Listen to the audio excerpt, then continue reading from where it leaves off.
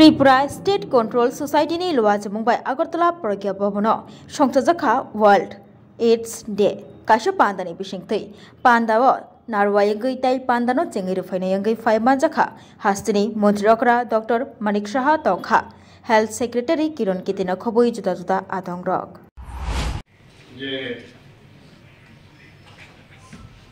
রাজ্যভিত্তিক বিশ্ব এড দিবস উদযাপন সম্পর্কে এখানে বিস্তারিত আলোচনা হয়েছে। আমরা সবাই জানি যে এইচআইভি এবং এইডস সবসময় আমরা এইচআইভি ইনফেকশন আমরা সবাই জানি যে it is human immunodeficiency virus. তো এর সাথে অর্থাৎ যখন আমাদের শরীরের মধ্যে ডিফেন্স মেকানিজম কমে যায় এই ভাইরাসের কারণে, তখন এই যে ইস্ট সেই ইস্টটা আমাদের ডেভেলপ করে এবং সেই দিক দিয়ে বিচার করলে আমরা আজকে ত্রিপুরাতে যেভাবে এইডস কন্ট্রোল সোসাইটি এই অ্যাকোয়ার্ড ইমিউনোডেফিসিয়েন্সি সিনড্রোমের বিরুদ্ধে যেভাবে কাজ করছেন, বিভিন্ন যে আমাদের অন্যান্য সামাজিক সংস্থা ওনারাও কাজ করছেন, এখানে ওনাদেরকে পুরস্কৃতও করা হয়েছে। সবাইকে আমি বলবো যে ওনাকে ধন্যবাদ দিতে চাই সবাইকে। আমরা জানি যে কিভাবে এই ভাইরাস শরীরের মধ্যে ট্রান্সমিট হয়। আমরা যখন মনে আছে যখন এইচআইভি এবং এইডস শুরু হয়েছিল, তখন এই নিয়ে আতঙ্কের সৃষ্টি সারা বিশ্বে। ত্রিপুরাতেও আমরা আতঙ্কে ছিলাম, যেটা কোথা থেকে আসলো, কিভাবে হলো, খুব চিন্তা। কিন্তু এটাকে ছাড়িয়ে যখন আমরা দেখলাম যে যখন কোভিড কে আমরা মোকাবেলা করলাম, মাননীয় প্রধানমন্ত্রীজি নির্দেশে যেভাবে কোভিডকে আমরা মোকাবেলা করলাম, সেই মোকাবেলায় এখন মনে হচ্ছে কেননা আমরা এই এইচআইভি ইনফেকশন থেকে এইডস থেকে আমরা কেন বাঁচতে পারবো না। তো সেটা মাথায় রেখে আমাদের কাছে উই আর অল টেস্টেড। আমাদের কাছে যে সাধন আছে, ব্যবস্থা আছে, বর্তমানে যে ধরনের এই ধরনের রোগ প্রতিরোধের ব্যবস্থা আছে, সেইগুলোকে প্রপারলি যদি আমরা ব্যবহার করি, তাহলে নিশ্চয়ই তার থেকেও আমরা যে ভাইরাল লোড যেটা বলা হয়েছে, পুরোপুরিতে এটা শেষ হবে না, সেই লোডটা আমরা কমাতে পারি। আমরা জানি যে আজকাল যে ধরনের আজকে আমাদের সেক্রেটারি মহোদয় বললেন যে কিভাবে এই ইনফেকশন একজনের থেকে আরেকজনে যায়। আমরা জানি যে এটা আফ্রিকার থেকে শোনা যায় যে আফ্রিকার মধ্যে শিম্পাঞ্জিদের মধ্যে এই ভাইরাসটা পাওয়া যেত, সেখান থেকে ধীরে ধীরে আমি বলবো ভেরি ফাস্ট সমস্ত পৃথিবীর মধ্যে সেটা ছড়িয়ে গেল।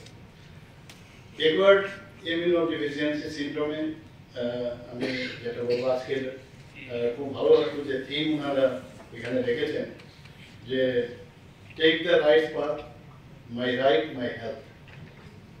এবং এতে করে অনেক সময় দেখা যায় যে সোশিয়াল স্টিগমা চিন্তা ভাবনা আসে। এখানে বলা হয়েছে যে এই ধরনের কারণে যদি দেখা যায় যারা এইডসে আক্রান্ত, তাদের মধ্যে এই ধরনের তাদেরও রাইট আছে, তাদের স্বাস্থ্য সম্পর্কে তাদের রাইট আছে, তাদেরও বাঁচার অধিকার আছে, অ্যাজ গুড অ্যাজ নর্মাল মানুষের মতো তাদেরও বাঁচার যে রাইট সেটা থাকবে। এবং এর জন্যই আজকে 1097 একটা টোল ফ্রি নাম্বার দেওয়া হয়েছে। যদি এই ধরনের কোনো বিষয় থাকে নিশ্চয়ই আমাদের গোচরে আনবেন এবং আমরা সেই ব্যবস্থা আমরা করবো। আমরা জানি যে যে 4টা কারণ বললো যে কারণে এই এইডস সংক্রমণ হয়ে থাকে, কিন্তু এইডস নিয়ে অনেক কথাবার্তা হয়েছে। কেউ বলছে যে হাতে যদি হাত মিলানো যায় বা তার সাথে যদি কথা বলা যায় এইডস চলে আসবে, এরকম না, এইচআইভি ইনফেকশন হয়ে যাবে। এটা কিন্তু এখনো মানে মানসিকভাবে হলো আমাদের মধ্যে এটা থাকে। আর এইডস এর পেশেন্ট, ওর সাথে বেশি কথা বলা যাবে না, বন্ধুত্বপূর্ণ যে কথোপকথন সেটা করা যাবে না। এই যে স্টিগমা, সেটা আমার মনে হয় আমাদের যে তাদের রাইটস, সেটা সংবিধানে বলা হয়েছে যে AIDS act, HIV AIDS act যেটা তৈরি হয়েছে, তাদেরকে সেইভাবে সম্মানের চোখে আমাদের দেখা উচিত। এখন কথা হচ্ছে কিভাবে আমরা এই এইডস নর্থ ইস্টার্ন রিজিয়নে এমন মনে আছে মণিপুরে সর্বাধিক অবস্থান ছিল এবং আমরাও খুব আতঙ্কিত। পার্শ্ববর্তী রাজ্য সেখান থেকে ত্রিপুরাতেও যদি বেশি এই এইডস পেশেন্ট আসে তাহলে আমাদের সমস্যা। তো সেই কারণে আমরাও নজরদারি করছি। বিভিন্ন সময়ে বিভিন্ন ফেক নিউজও চলে এসেছে যে ত্রিপুরাতে নাকি অনেক এইডসের রোগী বেরিয়ে গেছে, কিন্তু আসলে সেটা সত্য নয়। এবং সেইভাবে আমরা ক্লারিফিকেশন আমরা দিয়েছি। অনেক ইচ্ছাকৃতভাবে আমাদের কাছে যা খবর আছে সেই খবরটা দেওয়ার চেষ্টা করেছে, সারা ভারতবর্ষে সেটা ভাইরাল হয়েছে। যখন আমাদের কাছে জানতে চেয়েছিল সেই রাত্রিবেলা সেই খবরটা কেউ না কেউ ইচ্ছে করে সেটাকে দিয়েছে। তো আমরা এটাকে কিউমুলেটিভ বললাম, 2007 থেকে 2014 পর্যন্ত যে কিউমুলেটিভ যে সংখ্যা সেটা আমরা বললাম। এমন একটা মানে চারিদিকে বললো যে মনে হচ্ছে যে এখনই ত্রিপুরাতে এই ধরনের এফেক্টেড পার্সন ত্রিপুরাতে আছে। আমরা জানি যে যারা যে মানে নিডলস যারা ব্যবহার করে যেগুলো আনক্লিয়ার নিডলস বা যেগুলো একজন ইউজ করার পর আরেকজন ইউজ করে, আমরা এর মধ্যে একটা মিটিং আমরা করেছিলাম, যেটা আমাদের সেক্রেটারি মহোদয় বললেন যে কিভাবে আমি এটারও গাইডলাইন্স আছে। কোনো এক জায়গায় মোস্ট প্রবলি বিদেশের একটা জায়গায় তারা বলছে যে মানে সিরিঞ্জের পরিবর্তে সিরিঞ্জ দিলে তাহলে অনেকটা তাদের স্টাডি যে অনেকটা কম করা যায়।